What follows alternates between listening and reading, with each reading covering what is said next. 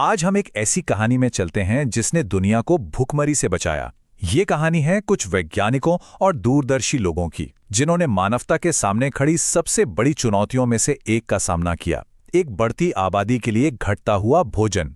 ये कहानी है इनोवेशन की, हिम्मत की और एक ऐसी क्रांति की जिसने दुनिया का नक्शा ही बदल दिया।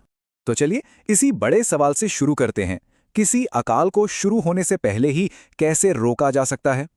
ये सवाल सुनने में जितना सीधा लगता है उतना है नहीं, और यही सवाल हमारी आज की कहानी के केंद्र में है। एक ऐसी कहानी जिसने करोड़ों लोगों की जान बचाई। चलिए थोड़ा समय में पीछे चलते हैं। 20वीं सदी के मध्य में दुनिया की आबादी बहुत तेजी से बढ़ रही थी।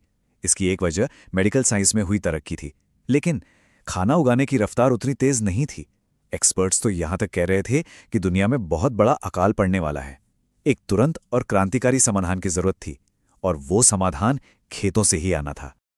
और यहीं पर एंट्री होती है हमारी कहानी के हीरो की, नॉर्मन बोरलॉग, एक अमेरिकी कृषि वैज्ञानिक जिनके काम ने खेती के इतिहास को हमेशा के लिए बदल दिया और उन्हें दुनिया भर में पहचान दिलाई। उन्हें अक्सर हरित क्रांति का जनक कहा जाता है, और ये सिर्फ एक टाइटल नहीं है, ये उस विरासत का प्रतीक है जिसने दुनिया भर में खाद्य सुरक्षा यानी फूड सिक्योरिटी को बेहतर बनाया। तो चलिए देखते हैं कि उन्होंने आखिर ये किया कैसे। तो ये सब हुआ कैसे? बोरलॉग की यात्रा 1944 में मेक्सिको में शुरू हुई। वहां उन्होंने गेहूं की फसल को बर्बाद करने वाली बीमारियों से लड़ने के लिए दिन रात एक कर दिया। दशकों बाद 1970 में उनके काम का असर इतना गहरा था कि उन्हें नोबेल शांति पुरस्कार से सम्मानित किया गया। लेकिन वो यहीं नहीं रुके। 1986 में उन्होंने विश्व खाद्य पुरस्कार की स्थापना की, ताकि आने वाली पीढ़ियां भी खाद्य सुरक्षा की इस लड़ाई को जारी रखें। तो उनकी सफलता का राज क्या था? वो छिपा है एक प्रक्रिया में जिसका नाम है ड्वार्फिंग। बोरलॉग ने गेहूं की ऐसी किस्में बनाई जो छोटी और मजबूत थीं। देखिए, होता क्या था कि पारंपरिक लंबी किस्मों में जब ज्यादा खाद डाली जाती थीं, तो वो अनाज के वजन से गिर जाती थीं। लेकिन ये नई बौनी किस्में सीधी खड़ी रहती थीं, जिससे पैदावार में जबरदस्त बढ़ोतरी हुई। इसका असर कितना बड़ा था, इसका अंदाजा लगाइए। 1963 तक आते आते मेक्सिको की गेहूं की फसल 1944 के मुकाबले 6 गुना ज्यादा हो गई थी। 6 गुना! ये एक ऐसी सफलता थी जिसने दुनिया को बदलने की उम्मीद जगा दी।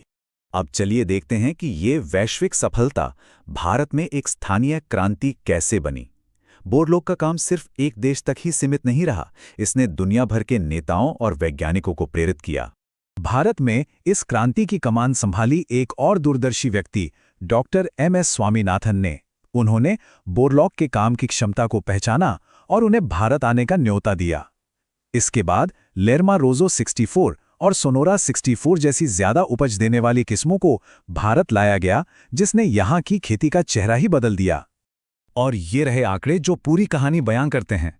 सिर्फ 5 सालों में 1965 से 1970 के बीच भारत का गेहूं उत्पादन 12.3 मिलियन टन से बढ़कर सीधा 20.1 मिलियन टन हो गया। देश आत्मनिर्भरता की राह पर चल पड़ा था। ये वाकई एक क्रांति थी। पर कहानी यहीं खत्म नहीं होती। गेहूं में मिली सफलता ने भारत के कृषि क्षेत्र के दूसरे हिस्सों में भी इनोवेशन की एक नई लहर पैदा कर दी। इसके बाद आई श्वेत क्रांति यानी व्हाइट रेवोल्यूशन। वर्गीस कुरियन के नेतृत्व में ऑपरेशन फ्लड ने भारत के डेयरी उद्योग को पूरी तरह बदल दिया। अमूल सहकारी मॉडल का इस्तेमाल करते हुए इसने लाखों छोटे डेयरी किसानों को सीधे बाजार से जोड़ा, उनकी आमदनी बढ़ाई और देखते ही देखते भारत दुनिया का सबसे बड़ा दूध उत्पादक बन गया। हरित और श्वेत क्रांतियां तो बस शुरुआत थीं। जल्द ही इनोवेशन की यह भावना पूरे कृषि क्षेत्र में फैल गई, जिससे क्रांतियों का एक पूरा इंद्रधनुष, एक रेनबो ऑफ रेवोल्यूशंस बन गया। ये लहर हर तरफ फैल गई।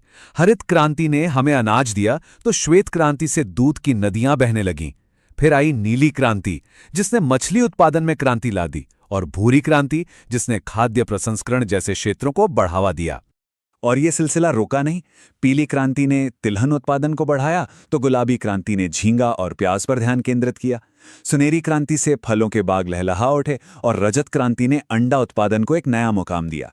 मतलब ये सिर्फ एक क्रांति नहीं थी, ये पूरे कृषि क्षेत्र का कायाकल्प था। तो सवाल ये है कि इन ऐतिहासिक उपलब्धियों को आज कैसे बनाए रखा जा रहा है? सरकार ने इन क्रांतियों की विरासत को आगे बढ़ाने के लिए कई कार्यक्रम शुरू किए हैं।